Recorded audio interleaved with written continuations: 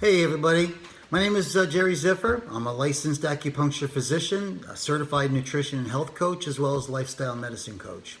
Lifestyle medicine is the application of lifestyle behavioral habits designed to help prevent, treat, and reverse many chronic illnesses. We know that many of our lifestyle habits are the root cause of many of our chronic illnesses. So by changing those lifestyle habits, we can affect our illnesses as well. And these includes things like nutrition, exercise, management of sleep and stress, limitation of alcohol, cessation of smoking, as well as building healthy relationships. The main thrust of the nutrition aspect is an evidence-based program based on a whole food, plant-based diet. So that's what I want to focus in on today. So I don't know if you've seen it yet, but I do recommend the film called The Game Changers, which you can see on Netflix. The Game Changers, which is an incredible film that really drove a powerful message about the benefits of whole food plant-based diet. It motivated a lot of people to decide to eat more plants. The question is, though, how do you implement more plants into your diet into a healthy way? So what I want to start with, that's what I'm going to cover here, is it's not about vegan versus non-vegan. Some people want to go vegan. Some people just want to implement more plants into their diet. They just want to completely eliminate animal products, or some not, some part. So I want to give you some ideas of what kinds of things to do. So it's not telling people that they should make any drastic changes unless they truly want to.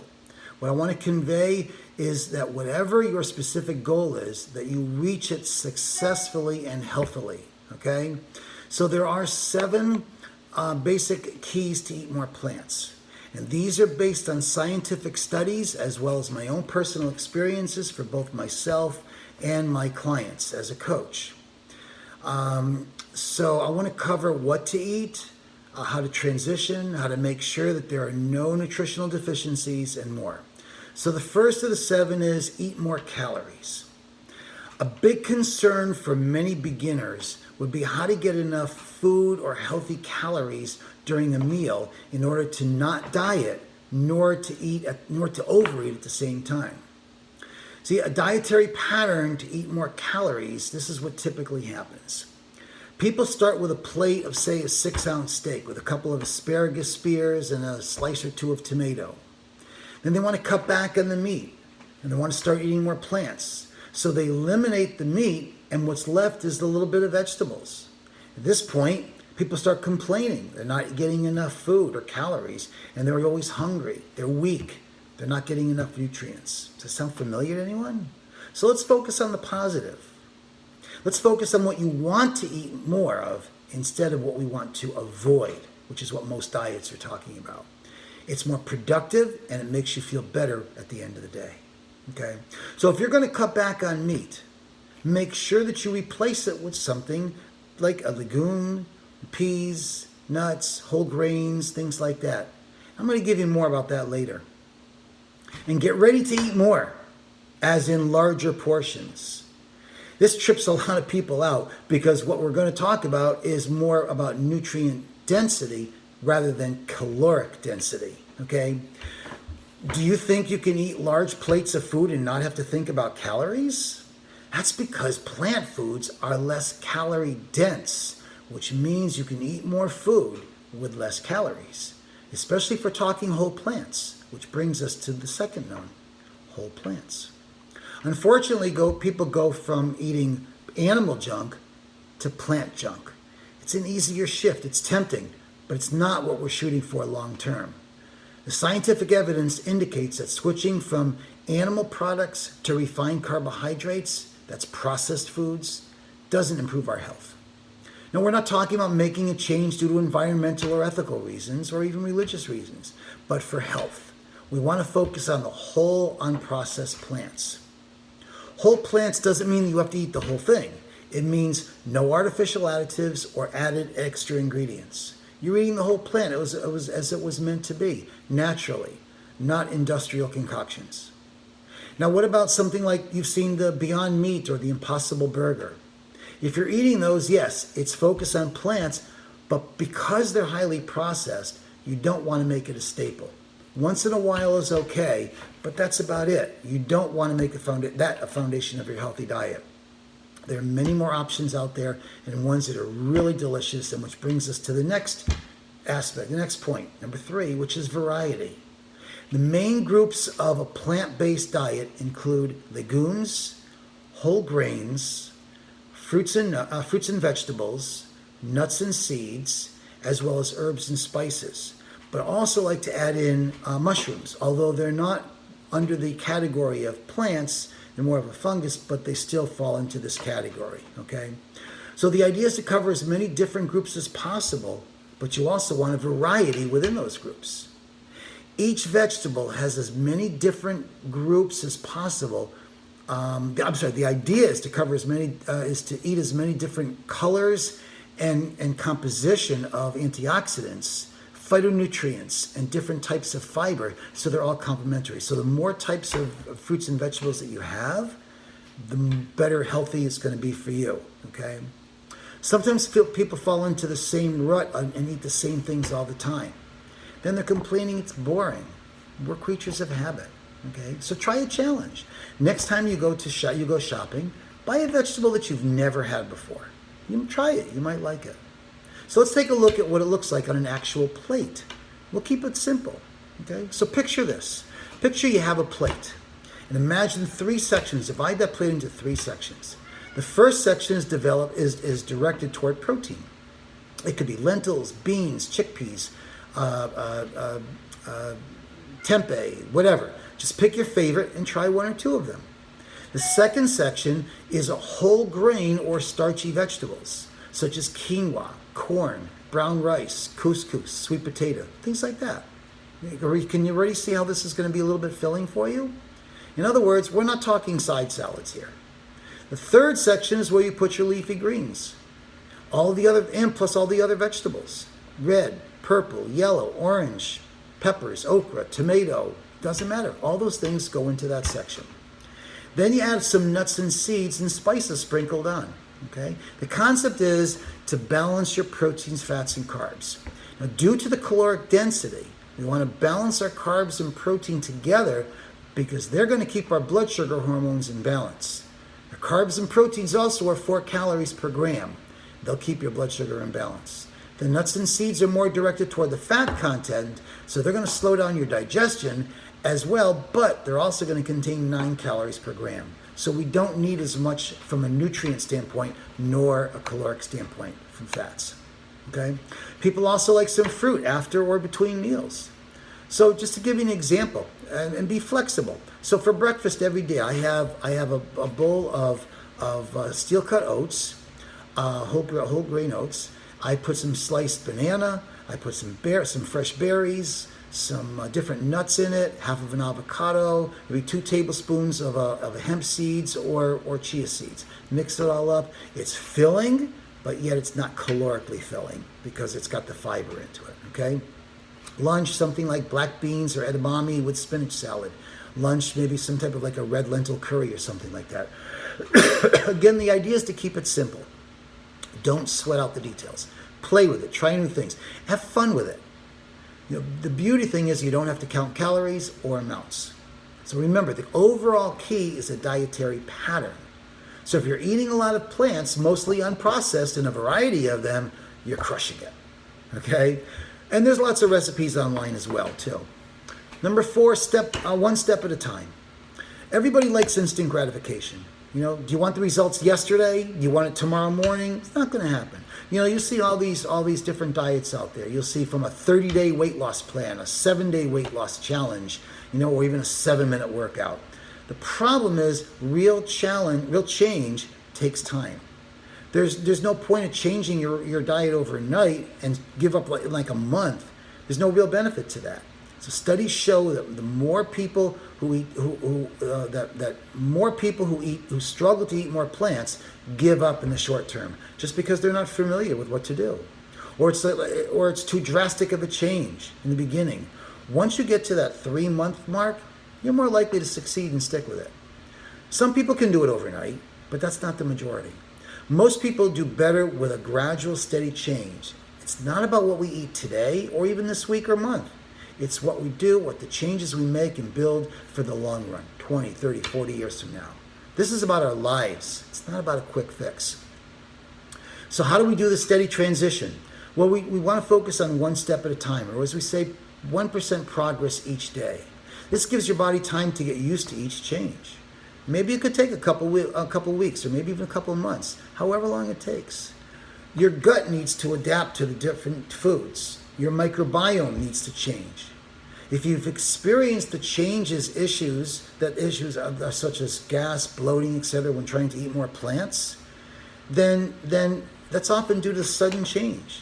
If your gut is used to having 15 grams of fiber a day for years, and all of a sudden you suddenly hit it with 80 grams a day, you're gonna find some blowback there. Okay, so a good rule of thumb is maybe to add 5 more grams each week. Okay, add 5 more grams each week. But more important than your gut adapting to new food, it's more about your mindset adapting to new habits. And that's a gradual process, okay? Some people start with 1 day a week. Maybe it's termed as like that meatless Monday. Maybe in the beginning, 1 day a week is as far as you want to go. As it grows on, then you can add a second day and so on. In the beginning, thinking about a whole day of plants might seem too much in the beginning. It's okay, go slower. Start with 1 meal. Maybe just change breakfast. Do that for a while and see how it feels and then go natural until it's second nature, and then add to that.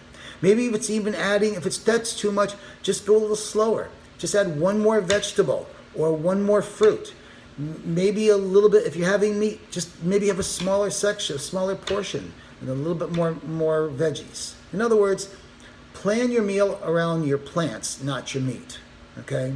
So decide what the grain is that you're going to have, which whole grain you can be, which could be anything such as some examples are amaranth, barley, buckwheat, bulgur, corn, wheat, millet, oats, rice, wild rice. Okay, there's so many different types. And then instead of a meat dish, rather than instead of adding a meat dish to be the center of your plate, you've got some workings with it. Okay. But again, make it more toward the meat and more toward the side dish, which is really what the true Mediterranean diet is, which is, focused on plants, and then any meat and fish that they do have, which is very rare, but they do have, it's more of a side dish. Okay, it's not the center of the plate like it is in this country. The 5th step is the path of least resistance. It's hard to stick to something long term without sheer willpower. It's no fun. So it's really important to find foods that you love. And when you find those, and those foods you love will love you back. Okay? If you hate kale, if you hate kale, try eating a big kale salad every day. Is not going to be, it's not going to last. So maybe you hate raw vegetables. You don't have to eat raw vegetables, okay? If you don't like salads, saute. If you don't like soups, feature greens in a casserole. In other words, there's more than one path to success. The truth is, your taste will change over time. I know that when I make steamed broccoli, it's like a snack.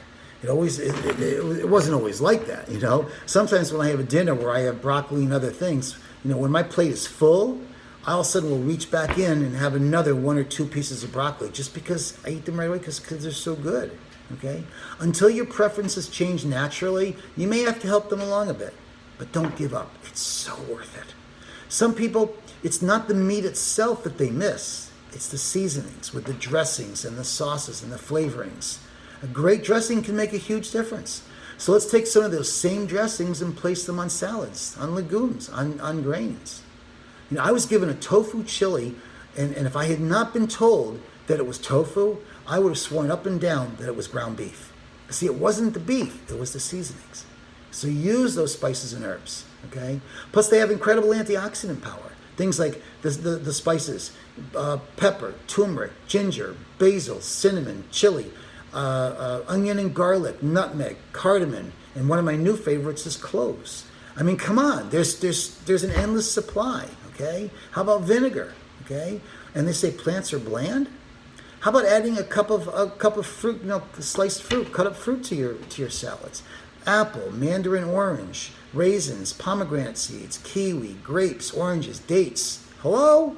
There's so much. Now another easy technique that you can do is what we call batch cooking. To make each meal from scratch, it's going to be kind of tiresome. So how about making a whole batch? Place them in the containers and then freezing them.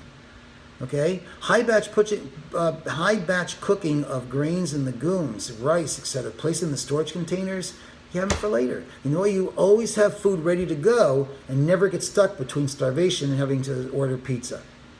Batch cooking also is great for on-the-go meals. We call it MRFK, which is called Mobile Readiness Food Kit. You take stuff with you on the way. And that way, by having food with you, you're never going to have to rely on a vending machine or fast food or one of those food trucks out there which serve crap stuff. I mean, you always have stuff you need. You never get stuck without food, okay? And plus, one of the things that I found by bringing my MRFK with me every day is I save a lot of cash because I'm not spending all that extra money on all that other food. Everything comes with me. So these are things to set you up for success, not excuses. Okay? Number 6, go easy on yourself. Remember, it's about progress over perfection. The idea is to do what you can until you do what you want. Don't be hard on yourself. People often are sweating the details or stressing about how because oh my God, I had a piece of cheese after 6 months being on plants. Nobody's perfect. You're going to make mistakes. That's okay. Don't let those hold you back. Okay? Let go of that pressure. Ask yourself also, what can I do one more thing today than I did yesterday, or one more thing today than I did last week? Okay?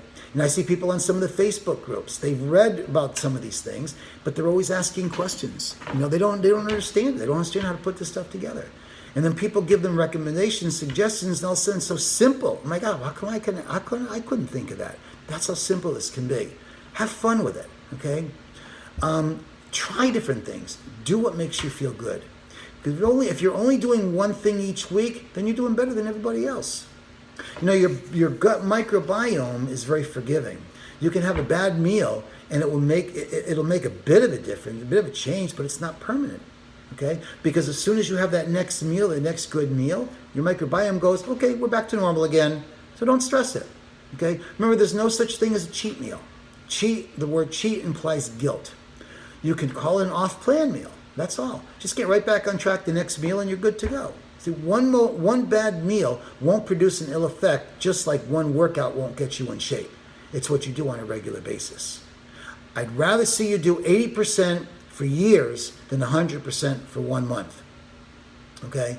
I'd also recommend to find other people to do this with, because you'll find that you have common goals. It'll be a lot easier to work with. Okay? You'll have much better chances of success.